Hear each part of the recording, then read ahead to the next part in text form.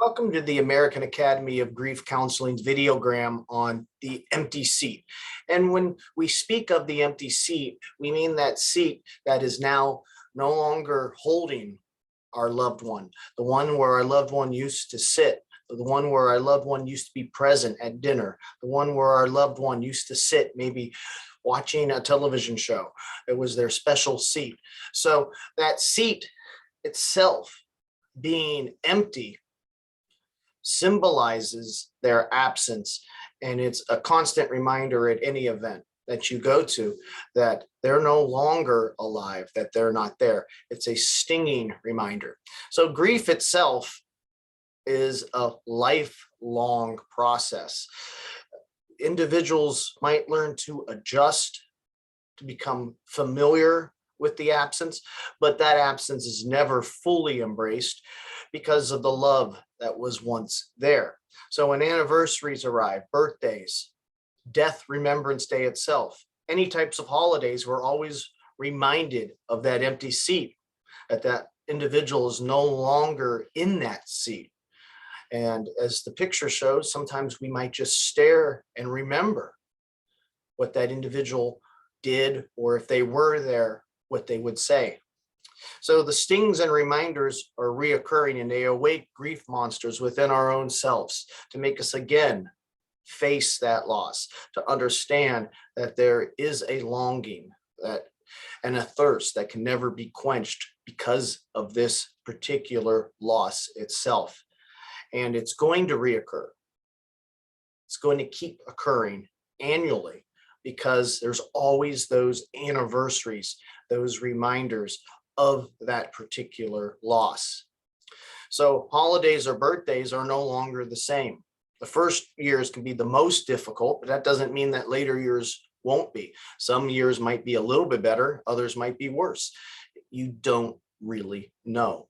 And it can be hard that first couple years, especially, to remember the good times. Instead, you're left in solitude to think about the individual and realize that, wow, they're not here today. For many, the holidays are never the same, and that is okay. A lot of individuals celebrate the holidays very happily. They have a large family. They have other individuals to share it with. Those with a smaller family, and as their family becomes less and less, the holidays aren't as festive for them. They're more alone in their grief.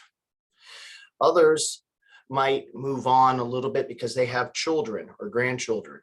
They've lost their parents, their grandparents, but they have another generation to look over and to shepherd. And in that reality, they find maybe a new twist on life. But in regards to the holidays being the same, when you lose loved ones, everyone you lose is felt. And those holidays have an ability to bring out the pain that there is. And it's okay to feel that pain.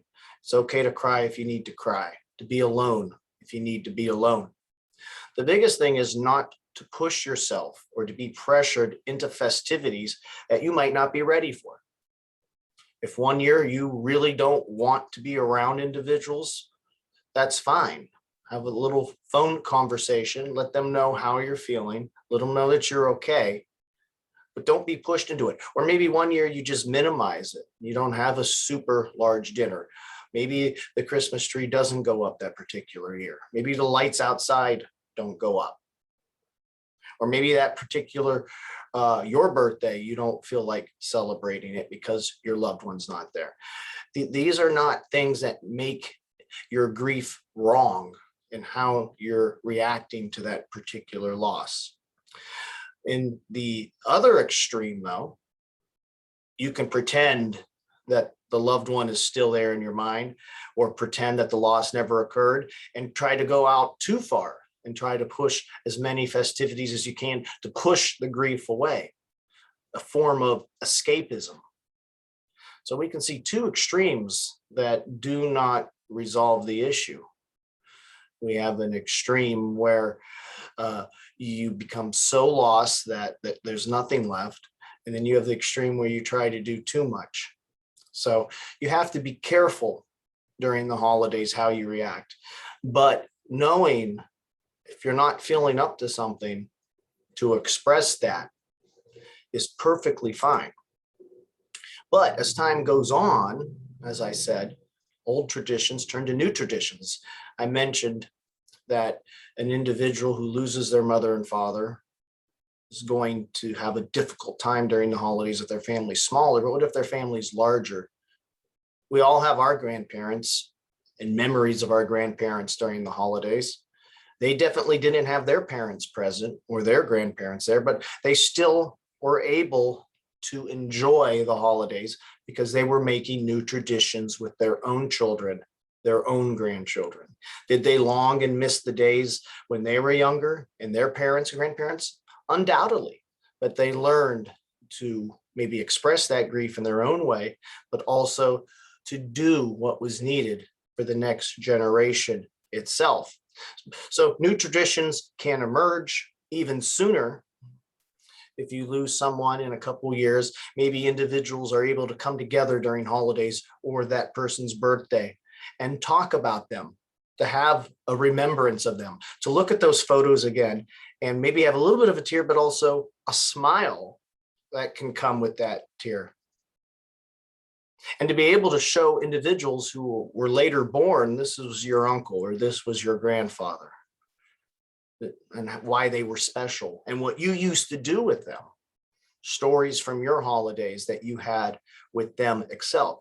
So sharing these types of stories with humor help pass on new traditions as well. Maybe you form a different tradition because the older tradition reminded you too much of the loss, and you did it a little bit differently, and that created something new. So there's adjustments, there's trial and error as you go through, but in time, the newer traditions will emerge, happier thoughts can emerge, but you still will always remember in your deepest heart that empty seat, no matter if it's 25 years later or 50 years later. The sadness is okay. It's not a bad thing. It doesn't mean you're falling back into something. It's just a holiday time, someone's birthday, an anniversary, and it's important, I would say, to remember them, to keep them alive for yourself and for others. How to help those who are experiencing this. So if you have someone you know who's experienced a big loss, and it's the holidays, the death date, the birth date, whatever it might be, whatever particular important day it might be, how do you help? You help first with your presence, being there, giving yourself. And sometimes that means giving yourself in how they need you, not how you want yourself to be given. So you can ask if you can come over and visit, but if they don't want visitors, then maybe you just call. And if they only want to talk a little, you only talk a little, but you let them know you're there. You're there to listen. And if they call, you listen. You can send a card or a small gift if they really don't want company during this particular time. A card can maybe cheer them up just with a thought. Give them a smile just by that one little token of appreciation. And again, we mentioned this a little bit earlier, no pushing festivities on those who aren't ready. Don't be a grief bully.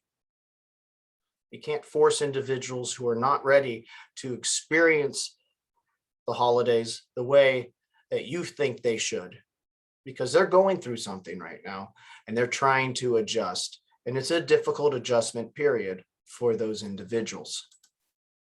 We are the American Academy of Grief Counseling. Below is a link to our program. There are 4 core courses that you can take to earn a 4-year certification.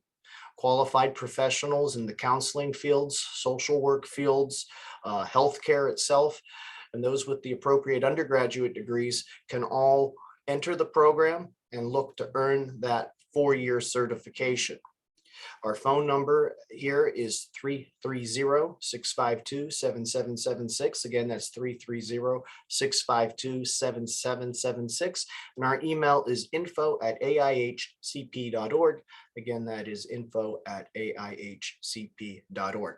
So if you're going through a loss and the holidays are approaching, don't feel that you have to be somebody you're not ready to be. We don't want to go into a hole and be completely depressed, but at the same time, we don't want to make ourselves do things that we're not ready or do things to try to forget. We don't want to forget. We want to remember them every single holiday.